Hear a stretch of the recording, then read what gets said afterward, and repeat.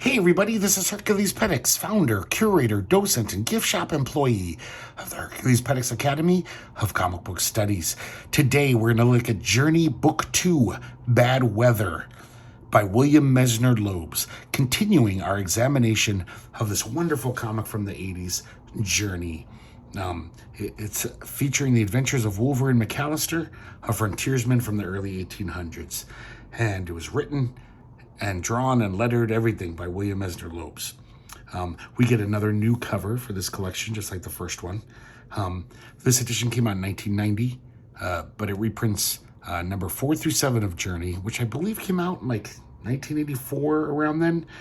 And once again, a slim little edition, and same exact trade dressing. Not only that, the same kind of nephew art painting on the back cover. This so much looks like a Goodwill painting. Just some weird, whatever this is. I love this Wolverine here. And the same quote from Will Eisner on the back cover from his introduction in the first collection.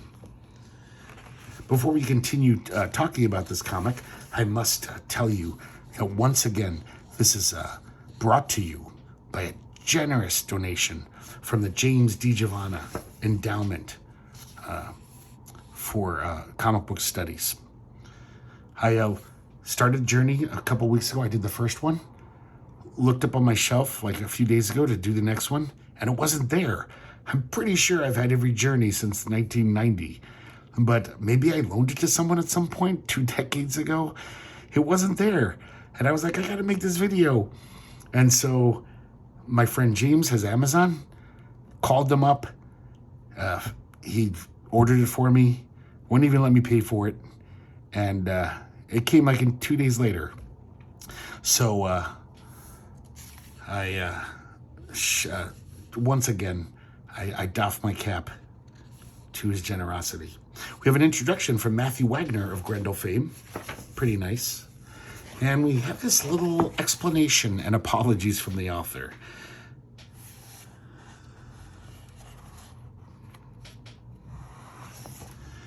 We start off with this a little odd page here. You can tell by the printing that something's different.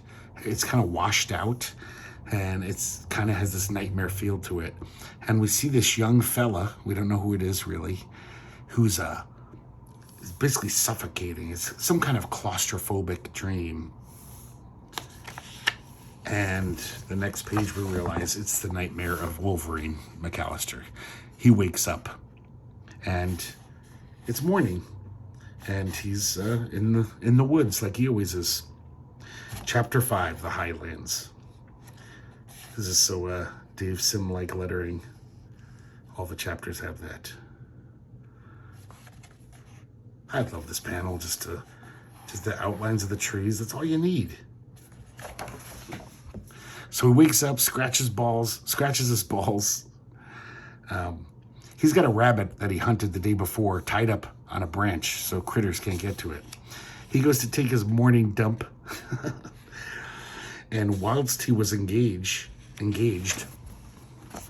this wolf comes out of nowhere and grabs the rabbit and runs off. This is the kind of writing I love. William Messner Loebs' funny writing here. So it says, few men have the steel trap reflexes to shake off bemused contentment, pull up their breeches, seize a weapon, and leap through the thick clinging bushes. Very few. So it totally makes you think like, oh yeah, he's one of them. He's this totally formidable guy. But no, very few people could do that, and he's not one of them. Just his sense of action, the way he tells the story, it's so good. It's like great slapstick humor, but it also just like kind of great action. So now he's walking through the woods trying to find another meal. And he really wants to find that wolf too. He sees on a tree, it says, Fitzhugh lives in the woods. It's scratched into the bark. So he knows the Hurons fish on this lake. And he knows that they leave their spears, their fishing spears around, so they can fish the next day. And he borrows one. And while he's fishing, he loses his grip, or loses his footing, falls into the water. Now, somehow his foot gets tangled in the weeds at the bottom. And it looks like Wolverine, he's going to drown. And he's having a flashback to the nightmare, not being able to breathe. Look at this panel, how expressive that art is. It's really interesting. It's almost like chiaroscuro. So he finally frees himself from the weeds, makes his way to the surface. This is another example of his writing that I love. He would live in the wild country. That's all the luck a man should expect. Though some days he gets more. And by some 1 in a million chance, he captured that fish in his mouth as he was rising to the surface. Guys, I love this page here. The narration is just talking about how summer's over. It's getting colder. It's late autumn now. And just the way these leaves are floating through the forest. It's just poetry. It's beautiful. This is chapter 6. Fitzhugh lives in the woods. So now it appears that the wolf has stolen Wolverine's fish too. The same wolf. And Wolverine's chasing after him. He hears a little rustling in the bushes. And all of a sudden this guy pops out of the bush. I just want to stop the narrative for a second and just say, even the first 10 pages of this before he almost drowns, like that's William Esner Loeb's skill as a storyteller. It's about a guy waking up, taking a dump, and then a wolf steals his rabbit, and it's riveting. Like I was turning the pages, all these little just incidental moments of Wolverine's life in the woods. I just find he just tells the tale so well. Okay, let's get back. So it turns out this guy's name is Herbert. He's an earl from England, and I guess he has a military commission to take back the United States for England. He's got these 3 bumbling Canadian loyalists who've never, I think, even seen a battle. And Wolverine, of course, is just listening to him and kind of making fun of him quietly. Look at these losers. I love the look on that guy's face. Like, oh.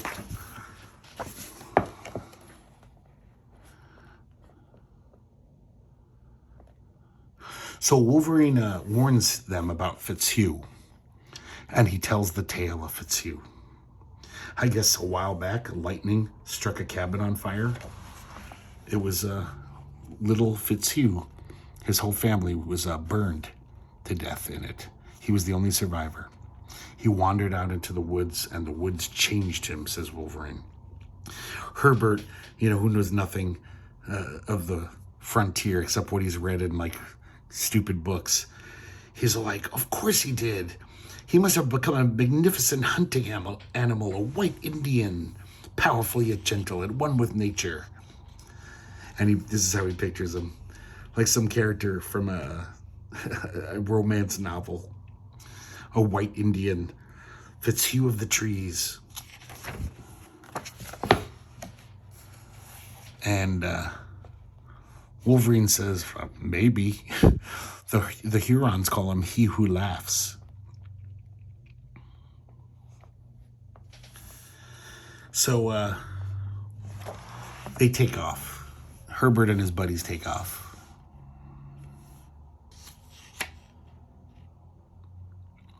And then they're kind of stumbling through the forest, hoping they run into Fitzhugh. I think Herbert's even calling out his name. And then Fitzhugh shows up, looking nothing like Herbert's imagination. He's like this, he almost looks like some weird little Graham Ingalls character. And this is his kind of catchphrase. He just laughs all the time. Hey, hey, hey, deathy. It's pretty much all he says, I think. So one of the Canadians lunges at him.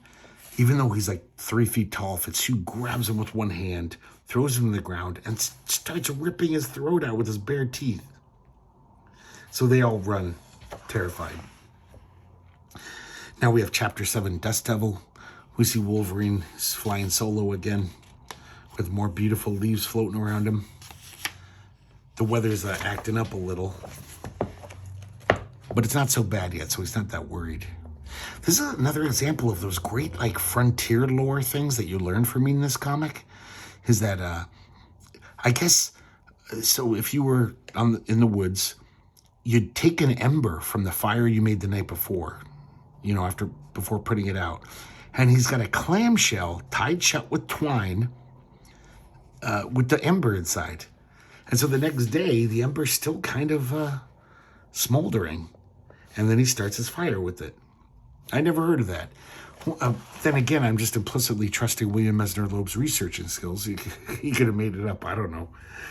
But, you know, from what I've read in interviews and other sources, it seems like he really did do his research. He knows a lot about history and those times. So this is called Dust Devil because a dust devil pops up, which I guess is the thing in the Midwest. Kind of a mini tornado. It takes, swoops away Wolverine's hat. And then here's another little bit of frontier lore. I guess a dust devil can be dispelled by a man stepping through it. So Wolverine just walks right into it, and the hat falls right on his head. The dust devil's gone. So we have a couple pages just showing, you know, Wolverine's playful side. He says, dust devil's like kind of fun to play with, like a cat. He can throw things in and, you know, jump over it and stuff. Some more of those beautiful leaves. I love it. I guess I'm just easily amused. I really love these leaves. But Wolverine says, I think the weather's turning. It's not all fun and games anymore. I think a big tornado's heading this way. So he grabs a stout tree, ties all of his shit to his body, like his hat is tied down. He's got all of his stuff in this sleeping bag type thing, and he's tied to his body, and he's just ready to dig in. Back to Herbert and his two compatriots. They're totally lost in the woods. It's completely dark. They're stumbling around, and they don't know what the hell's going on. But they hear, hey, Deafy. So they're terrified. Back to Wolverine. The tornadoes hit him. Look at him just clinging to this tree. He's clinging pretty hard, but the whole tree is uprooted. That's how powerful this tornado is. Man, this is just a great page. I mean, it's every page you could say this, but you can really see the Will Eisner in his stuff so much. But it's not like a slavish imitation. Just it seems like he took a lot of good lessons from Eisner. Excuse me, guys. I need water.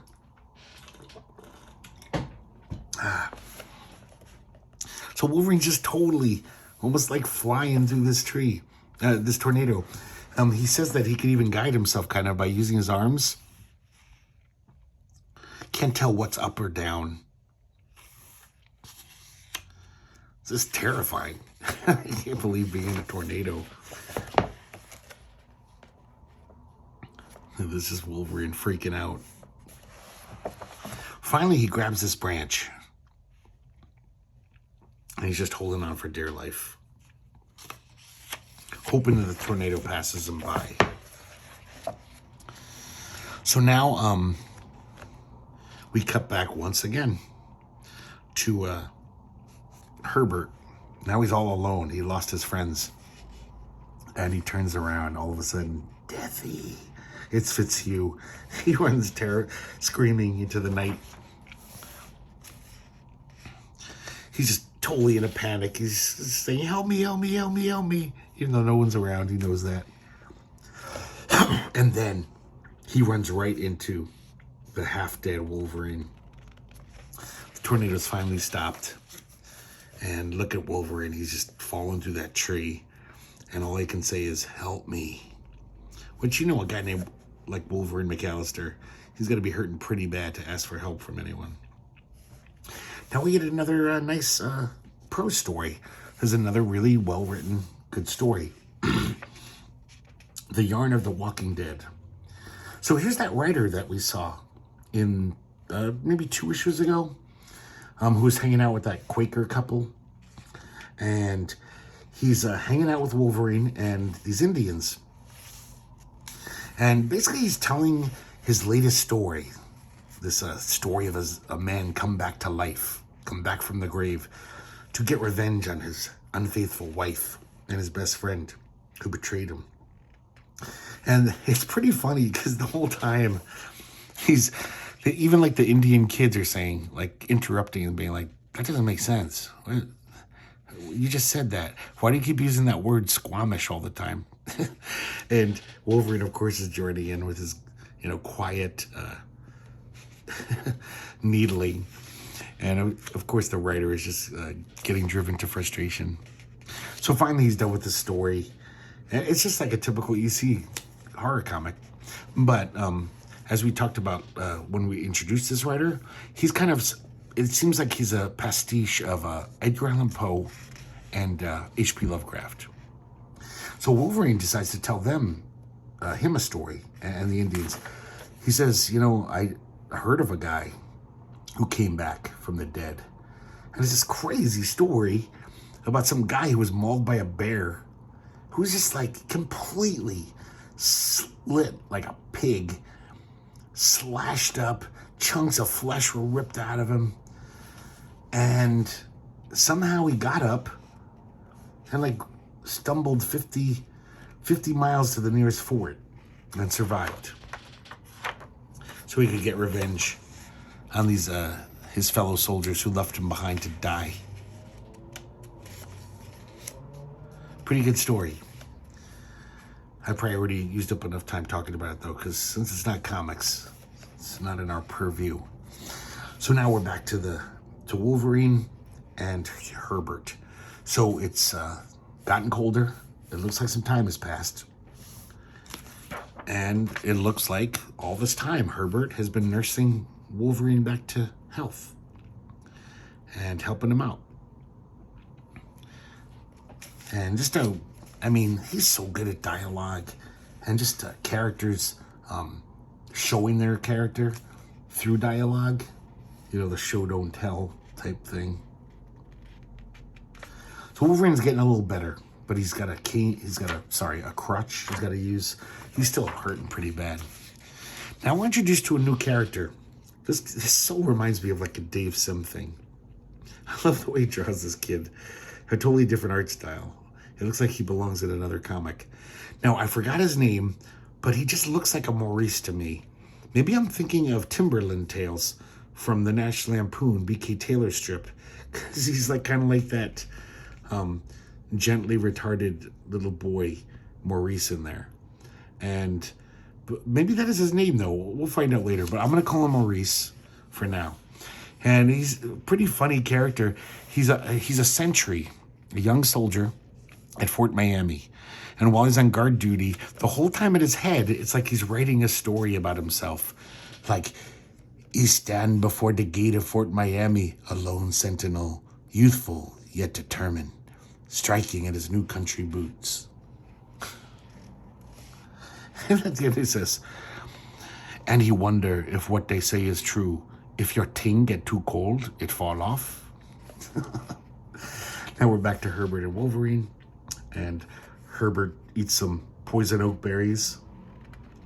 Herbert's basically a big buffoon. And then they stumble upon this old man. And it turns out this guy's name is Pear Winter. He introduces himself as an alchemist, a trapper, and a professional necromancer. He's heard of Wolverine. He knows of his renown, like a lot of people in this world. And he says, hey, I think I got something that's yours. And he puts his head aside and hit Wolverine's pipe. The tornado rammed it into this tree. He offers them some beaver tail stew. And kind of does has some small talk with Wolverine. He says how the Iroquois are still, looking for him Wolverine has made an enemy of the Iroquois. And then all of a sudden, Herbert sees the skull in the cleft of these two branches. He grabs at it, and there's a brass cross wedged under the skull. Pere Winter recognizes it as a Spanish cross and kind of implies that he's very, very old. And even says, "There are times, mon ami, when I think I will live forever." Sorry about that. I'm terrible with accents. I started French and then I ended up Cuban somehow. But he's French. I forgot to mention that.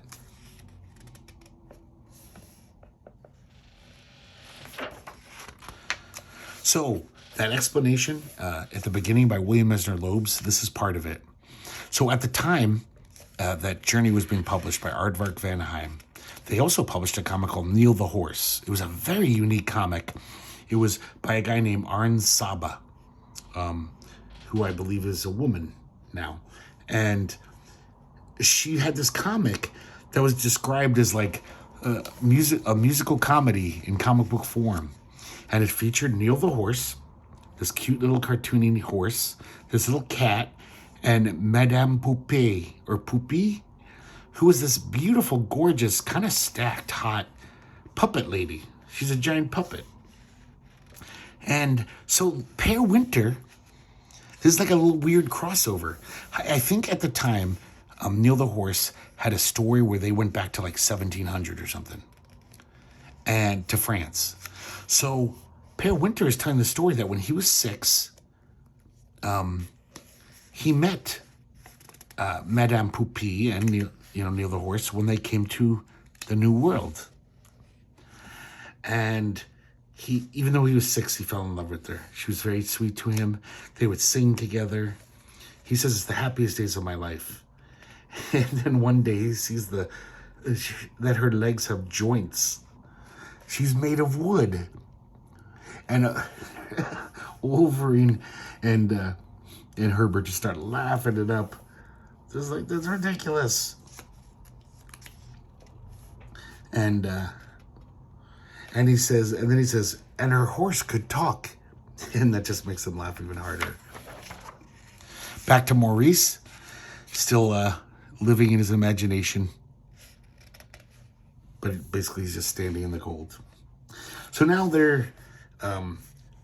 Wolverine wonders who the skull belonged to. And Pere Winter says, why don't we ask him? Because remember, he's a necromancer. So he kind of does this little ritual, some hoodoo, and the thing actually talks back in Spanish. And I think then Pere Winter translated it. He does a spell, so now they can understand what he's saying. And he basically talks about how he was killed in the New World. This guy promised him and his brother riches in the New World and, El Dorado and stuff. But all they found was just a shitty death in the woods. So it turns out, they find out that he's from 300 years ago. So if I remember history correctly, I guess the Spaniards were like all throughout North America before like the French and English kind of took over the northern part. Finally, he realizes that he's dead. He says, why can't I move? I'm just a skull. And his skull explodes. He can't take it. This is kind of interesting to me that, so I guess Journey is kind of a magical realist comic. For the most part, it's very real, but I guess there is some supernatural events that can occur. So something to look forward to, make it a little more interesting. Pere Winter says a prayer over him. This poor 300-year-old dead guy. And then they kind of play a little prank on what's his face, Herbert. And Pere Winter says, you miss the fair sex, Wolverine? And he says, of course there are ways in which men alone, can console themselves without the women. I love this. Wolverine says, yep, done it myself on occasion. And Peer Winter says, perhaps your friend would like to learn, eh? Damn it, I went Cuban again. And then he says, let's ask him. And look at his face. He's like, what's going on? And then they just say, want to dance? And they start dancing. And they totally like get into this act.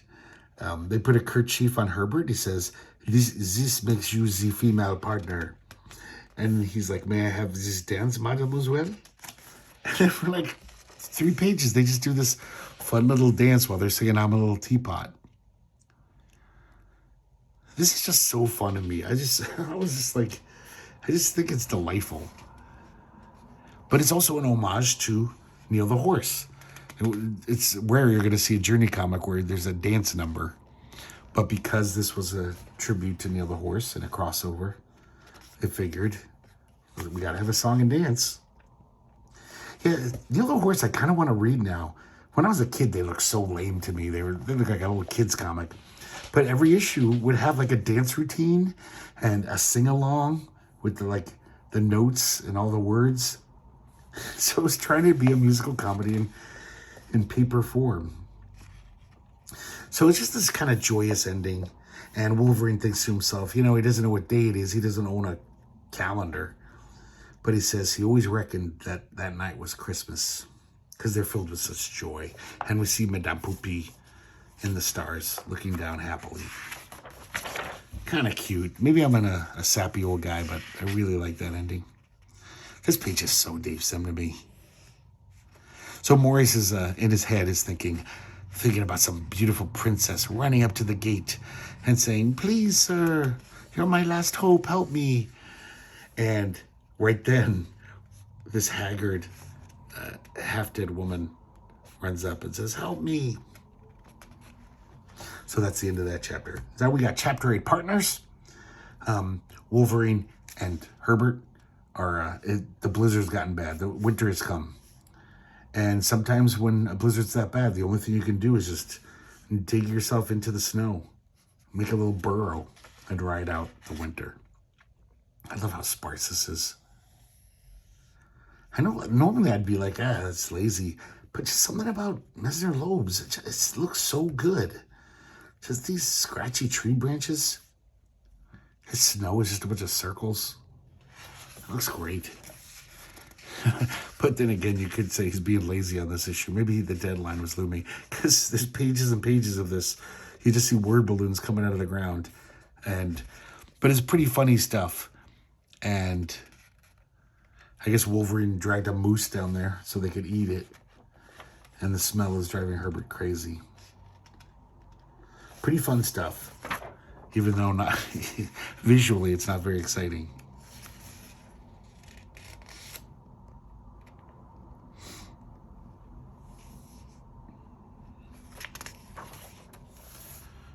Herbert is telling Wolverine his whole plan for conquering America. It's ludicrous. He's totally deluded.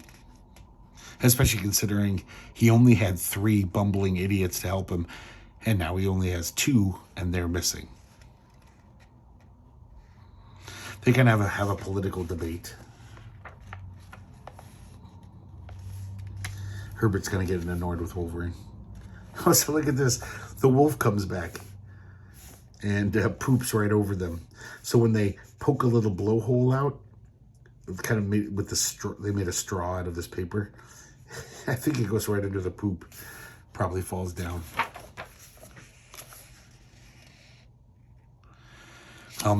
Herbert says, it would help pass the time if we could open that package. And he keeps insisting. And Wolverine's got to punch him. That's kind of a running gag through this, is Wolverine's always punching this guy, knocking him out. And yet he's always kind of just says, oh, sorry, I was being annoying, Wolverine. And he stays his friend. So Herbert builds a little fire. He says, we got this little chimney now, the blowhole. Of course, not even considering that it's going to melt the snow. Meanwhile, back at Fort Miami, the commandant comes in to see this guest of theirs, this woman. This is the woman who was hanging out with the writer guy that we just saw in the short story. And I believe she was married. They're a Quaker couple. I'm pretty sure that's who this is. talking about the Acorns guy we saw a couple issues ago there in the tin hat. I can't remember his name, Johnny Acorns or something. And to run in with the Sasquatch, the Bigfoot. Now Wolverine and Herbert have no choice but to leave their burrow because they're all smoked out. And now we see a new character here. We see Maurice trudging through the woods with this guy named Lonesome Dave. And in his head, he's just like, oh, what a great day. I get to hang out with my best friend, Lonesome Dave. He even calls me fatso and short sack in front of people because he liked me, I think. So, he's totally deluded. This guy's an asshole. He's this turd, mean guy. But Maurice thinks he's like his friend. They've been sent out by the commandant to find the writer and the woman's husband. Now we're back to Wolverine and Herbert. It's not looking good for them. The blizzard is really kicked up again. And it's 50-50. Wolverine's just like, let's just keep walking. And, he knows that you never know what's going to happen in nature. You can just die any day. They're walking across a frozen lake. Herbert thinks he sees something, and he brushes the snow aside. Someone was trapped into the ice. Pretty horrifying.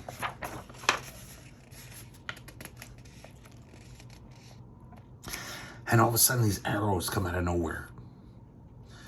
Wolverine's like, get down. And the Iroquois show up. This is a pretty funny bit where Herbert says, oh, Wolverine, I'll talk to them. I know Iroquois. And he obviously doesn't know it very well at all because we see his translated Iroquois. He's saying, greetings, dog brothers. Is the doorway of my papoose in the cellar? How many needles dance beneath your aunt's antelope? Laughing as we all do at your toes? Or would you rather kiss the rain? And they're all kind of smiling like, what a moron. So Wolverine starts talking to him in good Iroquois. And they don't know it's Wolverine. They just think he's a random guy. But they tell him how they're looking for this guy Wolverine. And when they catch him, they're going to torture him to death. He's our enemy. This part I thought was unrealistic and just dumb. Like, they're looking for a frontiersman, even if they don't have a photo, of course. But you'd think any frontiersman they meet, if they don't know what he looks like, they'd say, this could be that guy Wolverine we're supposed to kill. So I don't know, they're just totally assuming he's not Wolverine. And Herbert almost lets the cat out of the bag. He almost calls him Wolverine in front of everyone. And once again, Wolverine just knocks him out with a punch. Tells the Iroquois it's a little game we like to play.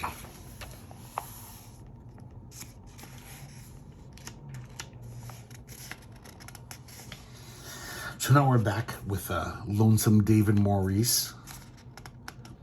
And they hear someone talking in the woods. It's the writer. I'll get his name eventually. He's kind of ranting. Kind of sounds like H.P. Lovecraft thing. He says, alien octoid editors. He's just nuts. So Lonesome Dave says, oh, okay, I guess we'll bring him back to the fort. And he pulls out a bottle and takes a big swig of booze. Right as the writer says, God strike you dead for mocking me. Back to Wolverine and Herbert. Once again, Wolverine's got to knock him out for being a pain in the ass.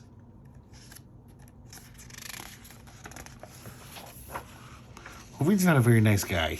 He's our protagonist, but he's not the nicest guy.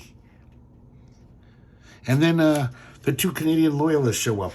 They're in a tree, and I guess they've been waiting for Wolverine and Herbert to show up, and they jump down on Wolverine from the tree. Now, back to Maurice. And he's saying, wake up, Lonesome Dave. And Lonesome Dave is he's dropped dead. We'll find out why in a second. You sharper viewers might already know.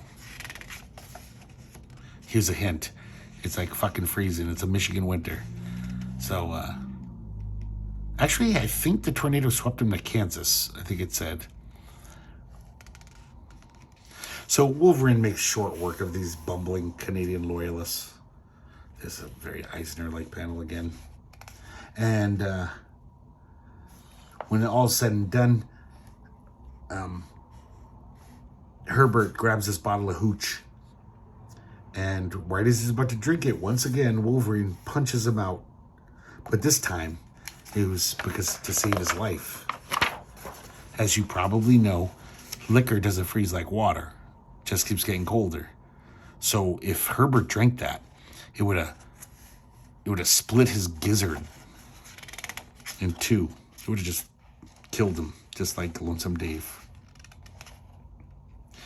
So finally, it seems like this is a pretty touching moment. Herbert finally has a moment of self-awareness.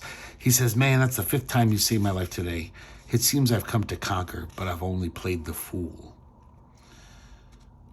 And Wolverine says, you ain't done so bad.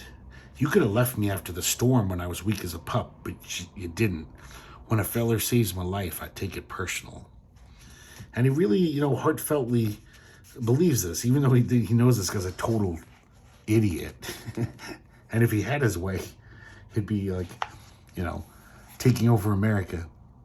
But he saved his life, so that's what matters to Wolverine.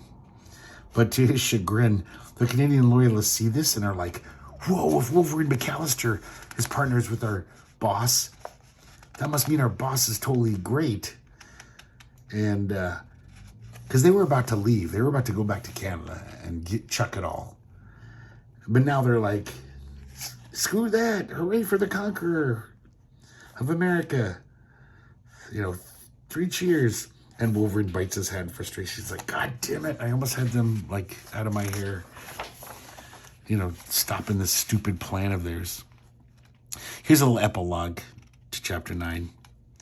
And these guys are basically talking, chatting, and just lots of jokes and stuff. Lots of character-based humor. The 2 Canadians kind of tell their story, how they were American loyalists who had escaped to Canada during the Revolution when they came to get their land back. Because I guess after the American Revolution, they kind of gave amnesty to those loyalists. But somebody had taken their land, and they beat the shit out of them when they tried to get it back. So Wolverine basically just says, you guys, you're going that way, I'm going this way. Because once again, these guys expected Wolverine to pal around with them and, help them with his knowledge of woods lore. Of course, Wolverine doesn't give a shit. Even though he really liked Herbert for saving his life, he also likes being alone. Das End. So there you go, guys. Journey Book 2, Bad Weather. Part 2 of our look at the adventures of Wolverine McAllister. Hope you guys like looking at this one today. I'm loving these guys. His storytelling just blows me away. It's interesting. I was just listening to an interview with Larry Hama, who is an editor for years in comics, but he started as an artist, and he also wrote some stuff. But he said as an editor, it was all about the art. If you couldn't tell what was happening in a story just by looking at the art, the example he gave was in the 70s, finding untranslated Lone Wolf and Cub manga and loving them, even though he couldn't read Japanese. But, he was such a good storyteller. I can't think of his name right now. Koseki, whatever. And that he'd pass him around to all of his friends, and they all loved him and kind of could tell what was going on. And I feel like this with this book. If you notice, I have to stop a lot less and read the panels. It's so apparent what's happening. It's just, his storytelling's so good that, and there's one thing I forgot to point out too, is even when he breaks the rules of, comics you read in a certain way, left to right, down, but he does it in a smart way where your eye is totally led where it's supposed to, where he wants it to, even though it goes against the typical, pattern, is that the word? Path that a page should take due to its panels. Sorry guys about this. I should have pointed it out when I was there, but I just wanted to give a little example. I know it's kind of early on. If I don't find it soon, I'll stop, guys. Sorry. At least it's giving you another chance to look at this art. Oh man, I don't know where this is. Shit. Okay, I tried. But, I think maybe it's right here in the beginning. No, it's not. Fuck me. Okay, guys. Sorry about that. But thanks for watching. And in a couple of weeks, I'll have part 3 of this series. I hope to see you next time here at the Herculespetix Academy of Comic Book Studies.